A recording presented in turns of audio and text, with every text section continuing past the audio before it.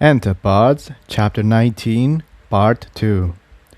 Tiptoe, trailed closely by the small ball of light, made her way into the tunnel once Jigsaw and Incendia had vanished out of sight.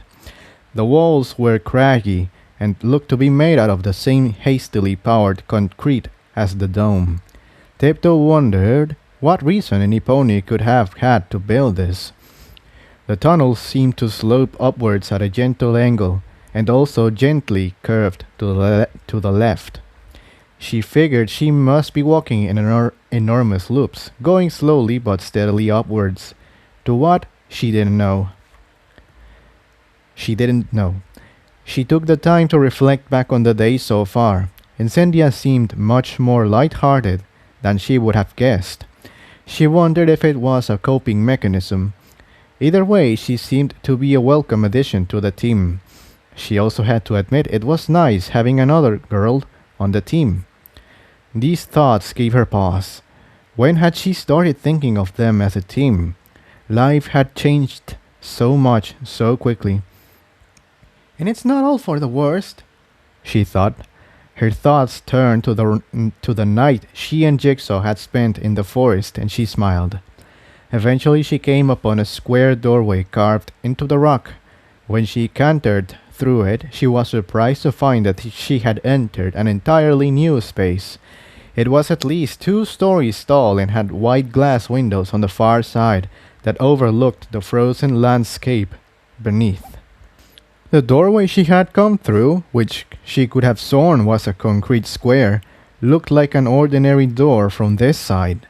She pulled it open, only to find that there was nothing but a solid concrete wall behind it.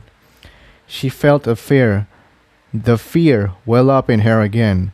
She looked frantically around the room and found what she was looking for, another door, red and gold trimmed. She galloped over to it and pulled it open. She was incredibly relieved to see another room behind it. She galloped in, slamming the door behind her with her mouth. She breathed a sigh of relief and began to take in her new surroundings. Then the horror hit again. It was the same room. She wheeled around. The door she had just come out of was the one she had originally entered the room with. She pulled it open again to find herself faced with the same wall of concrete that had blocked her way before. She began to hyperventilate. This had to be some kind of magical thing. Jigsaw would know what to do. Tiptoe! The voice had come from somewhere behind her. She spun once again and saw a sight that nearly made her cry with delight. Standing there, looking just as frightened as she was Jigsaw. She galloped over to him and threw her hoofs around him. She began to cry. "Oh, Jigsaw, I'm so glad you're here. The room wouldn't let me go, and I was afraid I would be stuck here forever, and I wouldn't ever see you again, and—" "Get off of me, you filthy Pegasus!" Tiptoe froze. She couldn't believe what she had just heard. She immediately let go of Jigsaw and stepped back, tears still streaming down her face, though for entirely different reasons. "Jigsaw, how could you say—" she began, but she stopped when she saw his eyes. They weren't Jigsaw's deep, watery blue eyes. No, these were featureless, silver discs. "You're not Jigsaw!" she gasped. "And what makes you so sure?" said the thing that was in Jigsaw's form. It grinned, but this did nothing to help its appearance. Its mouth went far too wide, and each tooth was filed to a point. Tiptoe also noticed, with a cold shiver, that it didn't move its mouth when it spoke. "I'm what he's too afraid to say," sneered the voice. "That's what this place does. It lays bare one's heart." The thing began to walk in circles around that petrified pony. Tiptoe was too afraid to move.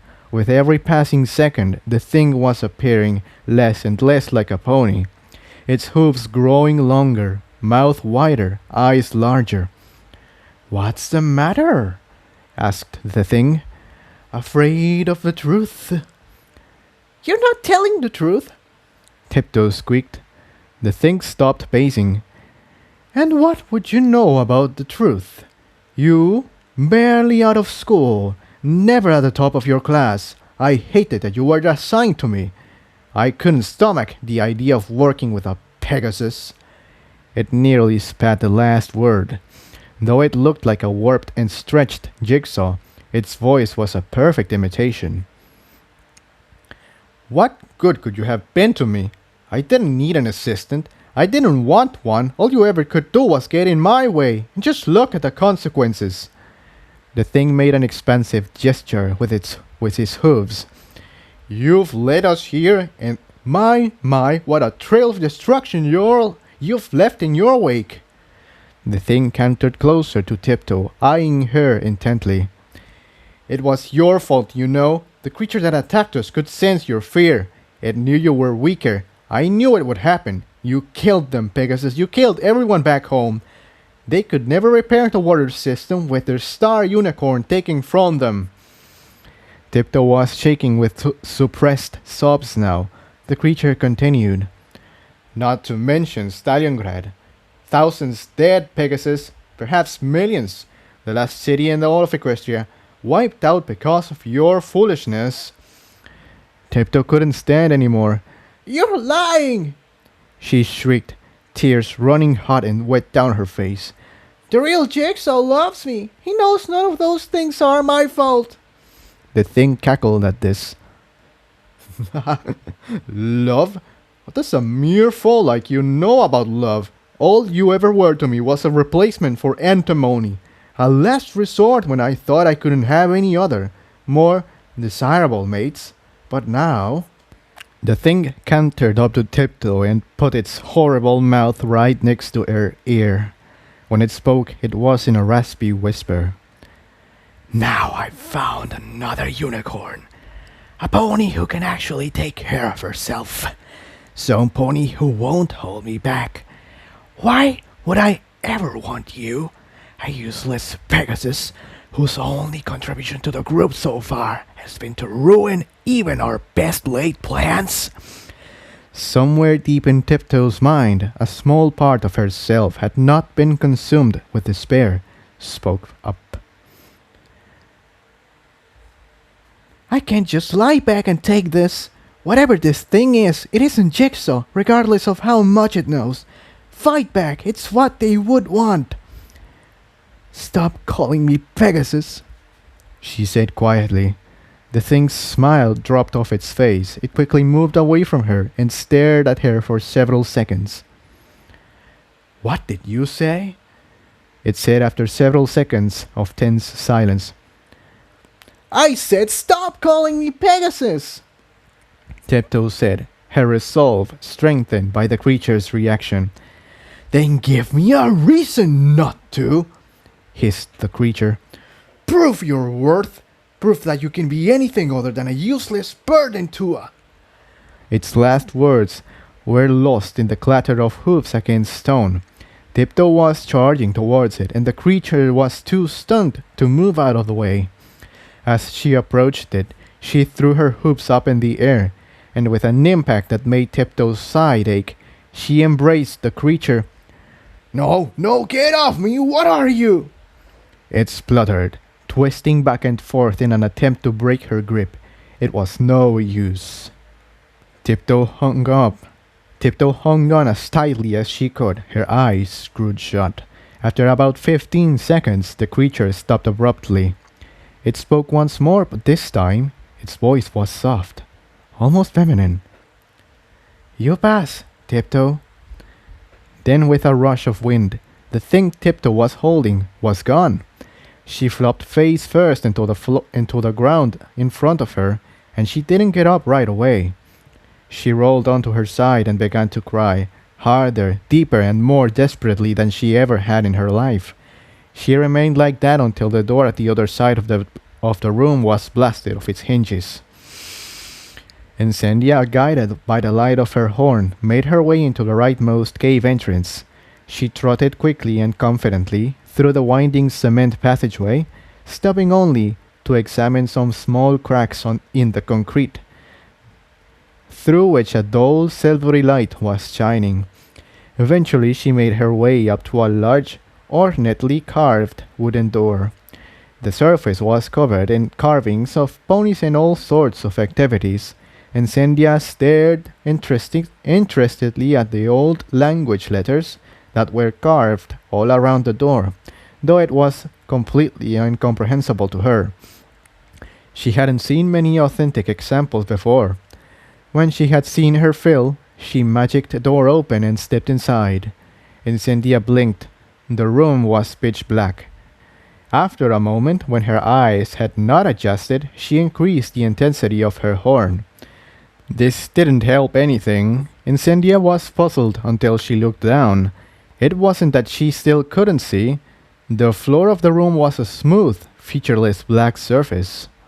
She squinted through the dark for something to see, but as far as she could tell, the room was just featureless.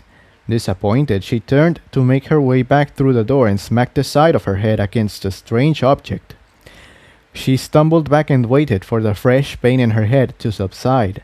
Finally, when she could open her eyes, she looked up at what she had hit. She screamed. It wasn't the door. Standing before her was a very small hut constructed shoddily out of old, rotting wood and paper. She turned and galloped as fast as she could in the opposite direction. The hut was familiar to her. It was her childhood home. She glanced over her shoulder in terror and screamed again, though she was galloping at full tilt. She wasn't getting any farther from the hut. She could hear the sounds coming from inside now, the shouts of anger and fear.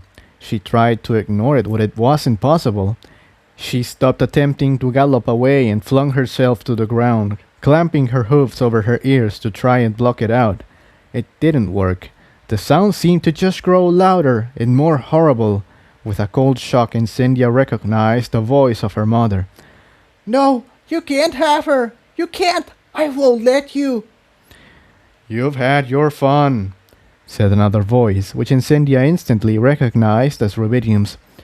"You've managed to evade me for an impressively long time, but your time has come. Hand over the girl and I will leave peacefully." "Never!" her mother cried. "I'll fight you!" came a deeper, male voice that Incendia recognized as her father's. She heard Rubidium give a horrible chuckle. "Two unicorns? Whatever will I do?" A horrible flash of red light burned its way into Incendia's eyes, even through her closed eyelids. She heard a strangled scream. Though she couldn't see it, the image of her father gouting blood from a gash across his face came unbidden into her mind. Then she heard her own voice, though it was higher, shriller. "Mom! Dad! No!" She knew what was coming next, and despite every cell in her body screaming not to, screaming to run away and never look back, she lifted her head and turned to look at the small hut. My, just who I was looking for," came Rubidium's voice, dripping with sarcastic joy. A white flash of light came from inside the hut, and for just a moment, Incendia could see her own silhouette. She heard a grunt of pain come from Rubidium. "Ah, you've made a great mistake!" he roared. She saw a bolt of red light streak across the doorway, and her own face, alive with terror, was thrown into sharp relief. With that sight, the memories she had tried to suppress so hard came flooding back, their clarity and accuracy confirmed by the events playing out before her eyes. She remembered her mother aging, wrinkles appearing on her skin until she was nothing more than a desiccated corpse. She remembered Rubidium's cold chuckle, how his wounds had closed as new ones opened on her mother. And she remembered when she had reached her breaking point. Rubidium turned his eyes on her, and she lost control. Her horns exploded with orange light, and the small candle on the table in the corner flared into an enormous fireball. Rubidium's look of smug success changed to one of shock. He opened his mouth and said something Incendia never heard, then turned to run out of the hut. She remembered her younger self's short-lived feeling of success. She had won. He was gone. Then, with a horrible realization, she remembered her father. She looked to her left to see a dark shape lying on the floor next to the table, twitching completely engulfed in flames. She recoiled in horror. Her horn was still glowing, still feeding the fire, and only now that she realized she didn't know how to control it. She mustered up all her courage and determination and focused on turning the flames down. The older Incendia lowered her head again and grasped it with her hooves as the hut exploded. When the debris had stopped falling, she turned her head back towards the ruin of the hut. Lying in the middle of the flaming wreckage was a small, black filly, her horn weakly flickering orange, with a happy musical tingle and flash of white light that was most unfitting for the circumstances. A stylistic rendition of a flame appeared on her flank. The adult Incendia was breathing hard, as though she had just run a marathon. Her mind had gone blank. She had been trying for years to forget this, and then in one fell swoop, the entire event had come flooding back in agonizing detail. Then she saw something that brought her out of her stupor. The filly version of herself stood up and looked directly at her. Incendia blinked twice. She didn't remember this. The pony standing in the center of the burning debris began walking towards her. With each step she took, the filly Incendia appeared to age. She grew taller, sleeker, stronger, until she was roughly the same age as the real Incendia. This version of Incendia, however, was at once more beautiful and more horrible than the real Incendia. Her mane, instead of the coppery orange-red hair of the real Incendia, was nothing more than a layer of red flames burning on her neck. What are you? Incendia stammered. What am I? Oh, I think you asked the wrong questions, said the Incendia thing, with a smile that lacked an ounce of kindness. I believe the better question is, who are you? Incendia couldn't find any words. She opened and closed her mouth silently. The Incendia thing chuckled a cold, mirthless chuckle. At a loss for words? That's rarity. I know you, Incendia. I am you. What's going on? Incendia managed to say. Why are you showing me these things?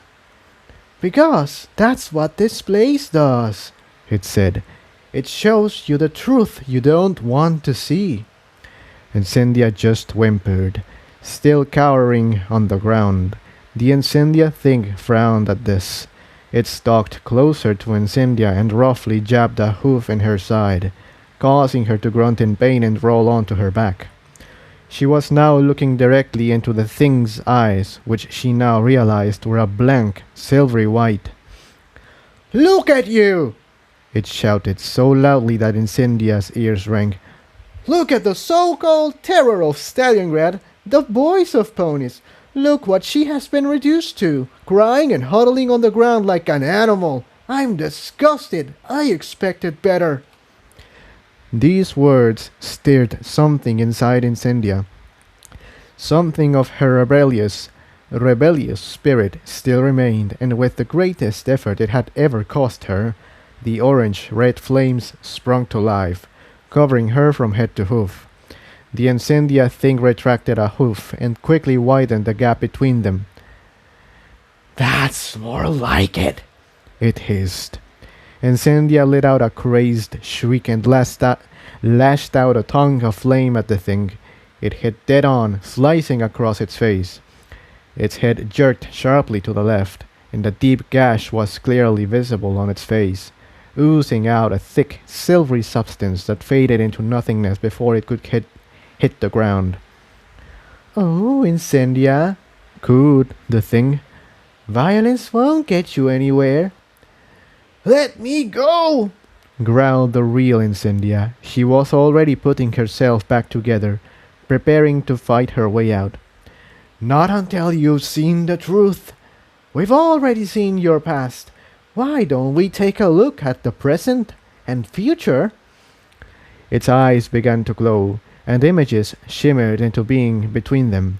Incendia dimmed her fires unconsciously. Floating in the space between them was an image of their camp the night before. Incendia was sitting on one side of the floating orb of light, her legs curled up beneath her, while Tiptoe and Jigsaw sat on the other side, nearly falling over each other in laughter. As they watched, the background faded away, until soon the only images left were Jigsaw and Tiptoe's laughing faces. "You'll never be happy like they are," the thing hissed. "You lost that when you allowed Stalingrad to be destroyed." "I didn't allow it to be destroyed," Incendia said. "That was Tantalus and Rubidium." "Either way," sneered the thing, "my point still stands." "How can you possibly know that?" Incendia shot back. "You can't see the future." "No, "But I can see the truth," it said smugly. "What exactly are you hoping will happen? That you'll stumble across some other town? That you'll find a stallion willing to throw his life away to join you on this suicide mission?" Incendia winced. "Or are you perhaps hoping for some dissent within the group? For Jigsaw to come running and declare his love for you?" The thing let out a derisive laugh. "Of course not," Incendia said, though she sounded shaken. "I barely know him." "Indeed," said the Incendia thing, somewhat cryptically. "You see, I am right. Can you stand it? Will you be able to sit back and watch their love bloom while you wither on the vine?" "I'm not doing this for myself," Incendia shouted. Something had snapped inside her. She didn't know what she was saying now. It wasn't coming from her mind. She was speaking directly from her emotions. Dimly she registered the thing that was imitating her had raised a foreleg, as if to step backwards. "I'm doing this because I have nothing left. I made a mistake. I was careless and Stalingrad was destroyed because of me. I didn't know how important those 2 ponies were. I let down every pony I had ever known, every pony I had ever loved." For just a moment, the thing's eyes flicked orange, and the image of a handsome, chocolate-brown earth pony replaced Jigsaw and Tiptoes. His bright yellow eyes seemed to cut through the gloom. In the blink of an eye, it disappeared. Incendia didn't even have time to register it. "I escaped Stalingrad, but I shouldn't have." She was getting hysterical now, shouting at the top of her lungs. "I didn't know why at first, but I do now. I need to help them. They showed me kindness, healed me. I know I haven't known them for very long, but this feels right. More right than anything I've ever done. I've done so much wrong by so many ponies, but now I have the opportunity to do something good. My own happiness be damned. And you." She ignited again, though this time the flames licking up around her body were bright blue. "You will not stop me!" She took a defiant step forward with each word, breaking through the illusion of Tiptoe and Jigsaw's smiling faces on the last one. "Understand?" Incendia said. She noticed dimly that the thing imitating her was now the one cowering. She didn't look beautiful anymore. It looked weak and feeble, almost insubstantial, illuminated by Incendia's blue flames. It still spoke, though it was almost without any emotion whatsoever. "Would you die for them?" "Of course I would!" Incendia snarled. "I wasn't sure until now, but now I am. I learned everything I needed to know at the campfire. These are good ponies. They have loved ones, hopes, dreams, and ambitions. And despite everything they've been through, they're still fighting the good fight. And they don't even know why. But I do. Love." With that final word, she finished, waiting for a response. Instead, the thing simply stood up. It suddenly no longer looked menacing. It was staring at Incendia with what she could only describe as the proud look a parent might give to a child. All traces of malice were gone. "Don't be so quick to give up on your own happiness," it said. "And—" It paused, eyes darting back and forth between Incendia's own, as if trying to make up its mind. Then it continued.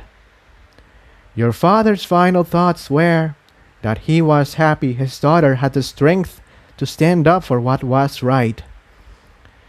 With that, a sound like rushing wind filled Incendia's ears, and the thing vanished.